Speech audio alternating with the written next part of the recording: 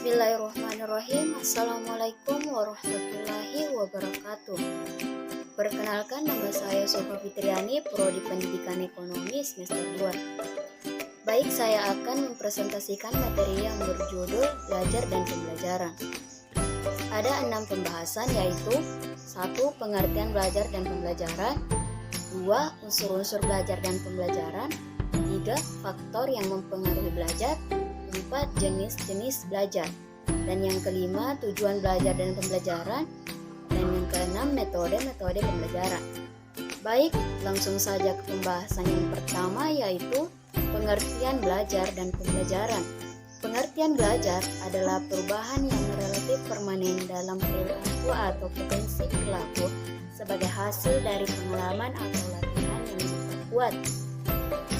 Selanjutnya, pengertian pembelajaran, yaitu proses interaksi peserta didik dengan pendidik dan sumber belajar pada suatu lingkungan belajar. Pembahasan yang kedua yaitu unsur-unsur belajar dan pembelajaran.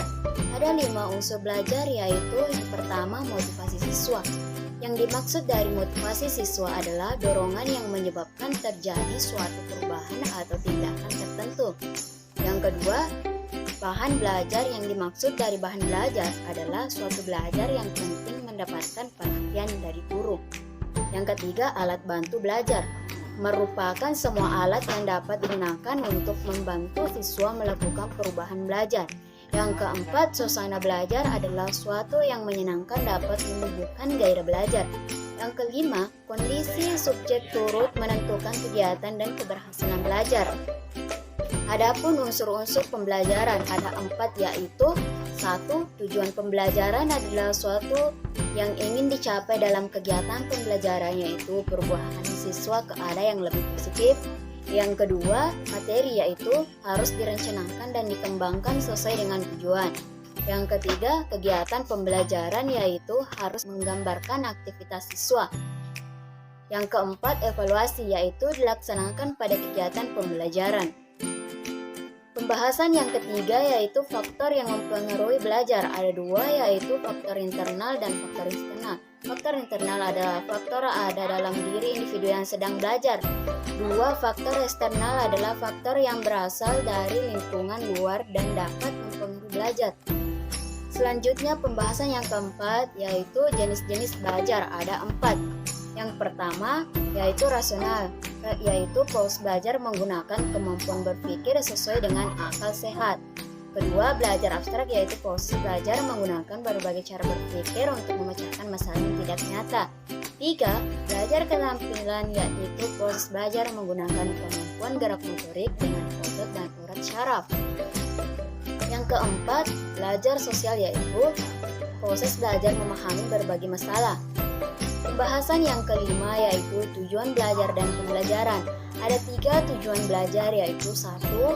Memperoleh pengetahuan, 2. Menanamkan konsep dan keterampilan, 3. Membentuk sikap selanjutnya. Tujuan pembelajaran ada 4, yaitu 1. Meningkatkan kemampuan intelektual, 2. Memperoleh hasil belajar yang tinggi, 3. Membentuk kemampuan peserta didik dalam menyelesaikan sesuatu, 4. Mengembangkan karakter peserta didik. Pembahasan yang terakhir yaitu metode-metode pembelajaran. Ada 3, yaitu metode konvensional. Metode ini mampu digunakan untuk mengatasi kelangkaan literatur atau sumber tunjukkan informasi. Kedua, metode diskusi merupakan metode pengajaran yang erat hubungannya dengan belajar memecahkan masalah. Yang ketiga, metode presentasi merupakan metode belajar hanya dengan siswa diharuskan membuat resume tentang materi yang telah disampaikan. Sekian yang dapat saya sampaikan terkait dari materi tentang belajar dan pembelajaran. Wassalamualaikum